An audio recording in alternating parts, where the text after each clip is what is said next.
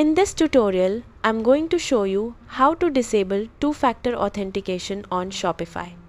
While 2FA adds extra security to your account, there may be times when you want to turn it off for convenience or account management reasons. So let's get started.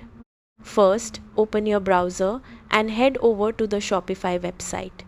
Log into your Shopify account using your email address and password.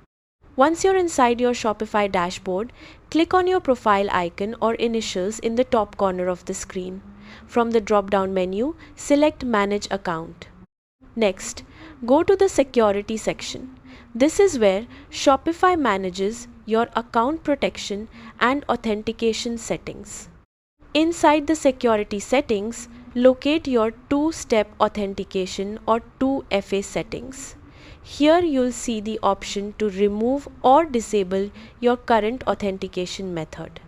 Click Remove 2FA or turn off two-step authentication to begin the process.